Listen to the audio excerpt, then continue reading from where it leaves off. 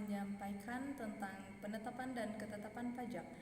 Dalam pemenuhan kewajiban perpajakan di Indonesia menganut prinsip self-assessment Indonesia.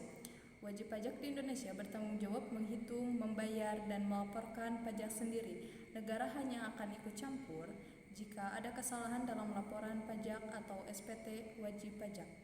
Penertiban SKP hanya dilakukan jika ada ketidaksesuaian antara SPT yang dilaporkan dengan data fiskal yang sebenarnya.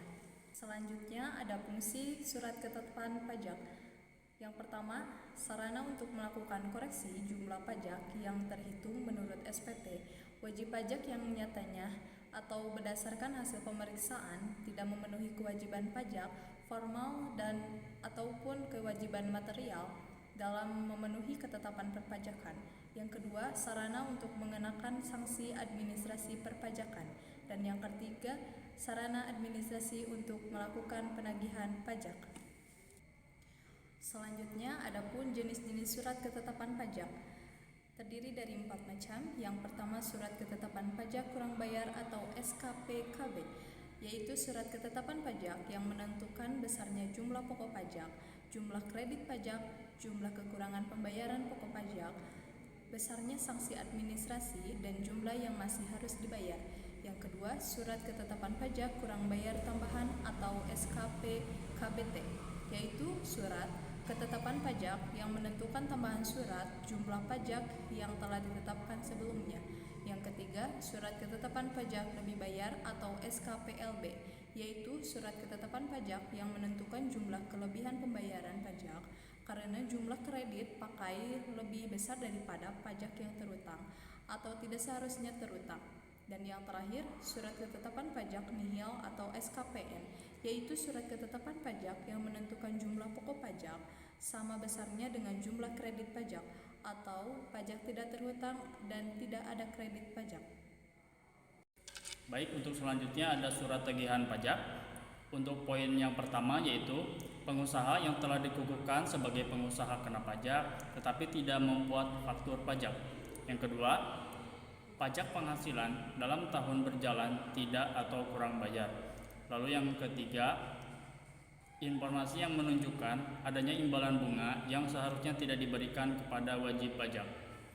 Surat tagihan pajak diterbitkan paling lama 5 tahun setelah saat terutangnya pajak atau berakhirnya masa pajak, bagian tahun pajak atau tahun pajak, dikecualikan dari ketentuan jangka pajak penerbitan, yaitu yang pertama, surat tagihan pajak atau sanksi administrasi diterbitkan paling lama sesuai dengan daluarsa penagihan.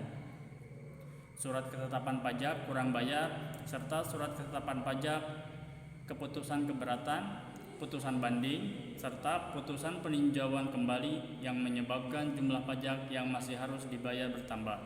Poin yang kedua, surat tagihan pajak atau sanksi administrasi dapat diterbitkan paling lama 5 tahun sejak tanggal penerbitan surat keputusan keberatan apabila wajib pajak tidak menggunakan upaya banding. Dan yang poin terakhir, surat tagihan pajak atau sanksi administrasi dapat diterbitkan paling lama dalam jangka waktu 5 tahun sejak tanggal putusan banding diucapkan oleh hakim pengadilan pajak dalam sidang terbuka untuk umum. Untuk poin selanjutnya ada pembetulan surat ketetapan pajak.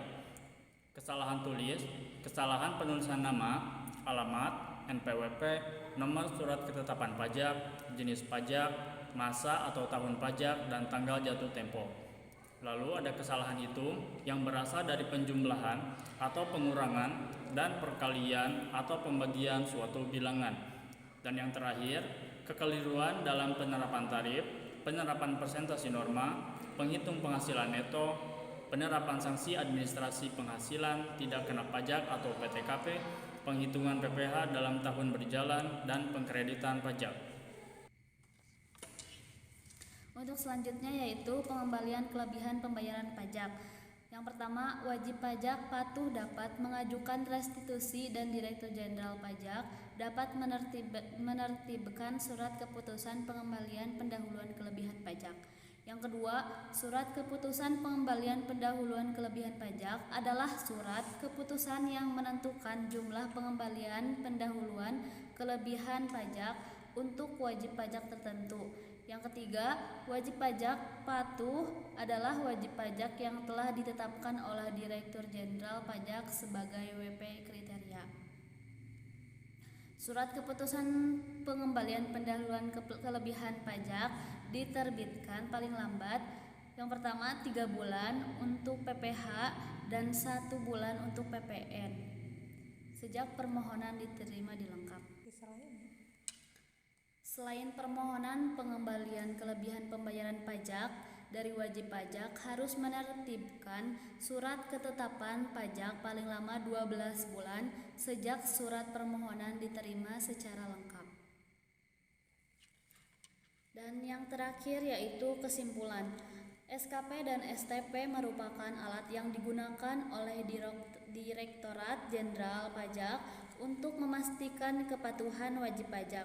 Dalam membayar pajak, wajib pajak perlu memahami jenis-jenis SKP dan STP, serta prosedur pembetulan, pengurangan atau penghapusan sanksi, dan pengembalian kelebihan pembayaran pajak untuk melindungi hak-haknya.